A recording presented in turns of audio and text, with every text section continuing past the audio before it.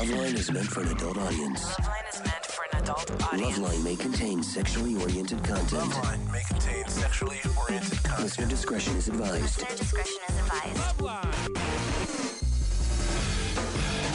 1-800-LOVE-191. Loveline starts now.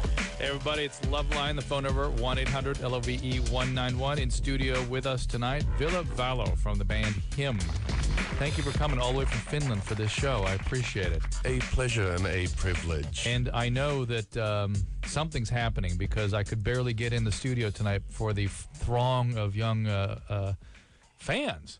Oh, they gathered all outside. They all paid assistance, so. Is that you paid them off to come? Yeah, exactly. Well, that's still impressive. Even if they didn't come on their own volition, if you made them come, it's still an impressive crowd. You got to do something. CD is called Dark Light. This is their 5th CD, and as I said, they are from Finland, and Villa, which he just told me in Finnish is William, so I'm supposed to call him Bill if I don't want to call him Villa. Exactly. And Valo means light, so that'd be William Light. William Light. Okay. Nice. So I'm going to write that down. Pick, yeah, you pick one. Yeah. Oh, doesn't sound quite as romantic as Ville Valo. Oh, sorry. Light. Bill Light. That's disgusting. Oh, come on. And you're friends with Bam Margera and those guys, yes? Yeah, sure. Yeah, we'll be hanging out for a couple of years. How did that happen? Actually, Bam's always been a big fan of music in general. He always buys a bunch of CDs wherever he travels, and back in, was it 2000, he flew over to Finland for some skate demoing. And wow. He bought an album called Razor Blade Romance and fell in love with it, and then flew over all the way from Pennsylvania to London to check us out play live in England.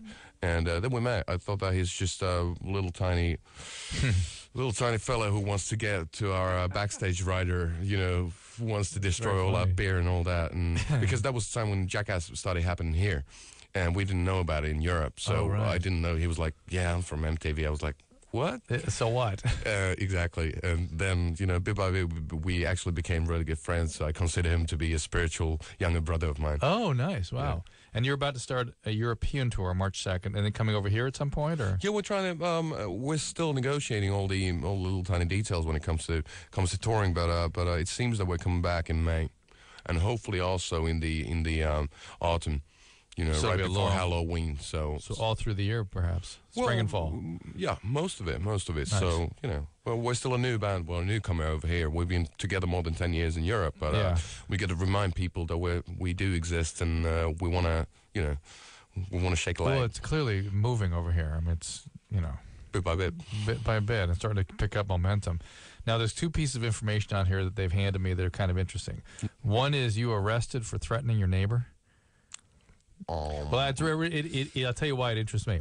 Yeah. Because somebody assaulted me last night, and I sat there, really? and I thought, am I going to have this guy arrested, or am I just let this thing pass? I just let it go. It's like whatever. But nothing bad happened, though. No. You're looking good and healthy. Here's my choices: do nothing, go make a big deal out of it, kick the guys. You know what I mean? It's like, forget it. Well, it's also the case when it comes to I'm in America, so it's okay. Okay to talk about it, legitimate. But what is the legal system like in Finland? Is it as pathetic as it is here, where you? No, it's not. You can't sue anybody for like holding a hot cup of coffee between their thighs or whatever. Right. I mean, you can sue for anything here, literally anything. I know. I gotta be really careful, especially in this show. But no. But there was a guy just talking a lot of bull about me and my fiance. Ooh.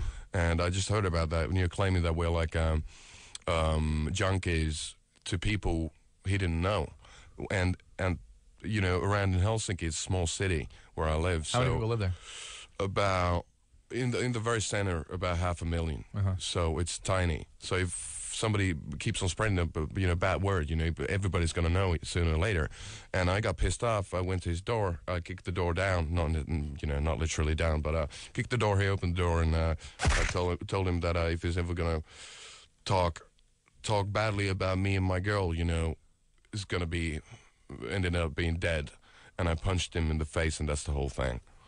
And I've never done anything like that since I was in school. Did he say anything provocative to get you more sort of riled up, or? No. You know, he just sat there shocked. No. It was, the situation was okay. You know, trying to, everything is going to be sorted. It's not going to be, he's not going to, you know, I'm not going to be prosecuted. What I'm saying is that yeah? the thing escalated because he started talking back to you? Yeah. Well, no, back to me at that moment. No, I was just so pissed off because you don't do that. You just, especially in the little tiny building where we live. It's just 8 apartments or whatever, and it's in the better part of the city. You don't do that. And he's been saying this repeatedly about you? Or Just talking over. I heard it through my friend's mother in a dog park. He was like talking that, we live with these junkies and they behave so bad and they have parties every night. I was like, come on, last year I was like 9 months away from home. I was recording an album here in LA, so I haven't even been home. So it's like weird. I'm going to take you off the subject for a second. So basically I'm going to sue him for slander. Probably. Can you do that? Yeah, sure. It's I've hard. got witnesses. You have to prove intent to harm kind of thing. Well, I got witnesses, so it should be fine. We'll see what happens. Your English is so impeccable, and my understanding is Finnish is the hardest language there is. One of them, yeah. It's pronounced in the same way as Latin. So if you know Latin at all, you get a bit like that. Yeah, but no, the grammar is really hard. You have declensions of nouns. It is very, very hard indeed. You want to learn some? Sure.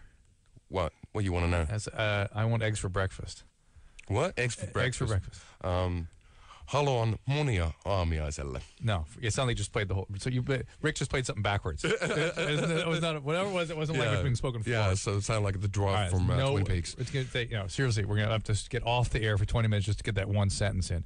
All right, let's take some calls. Let's do that. This is we got a ton of calls for you. I mean, my goodness, almost no of the usual calls. So let's start with this.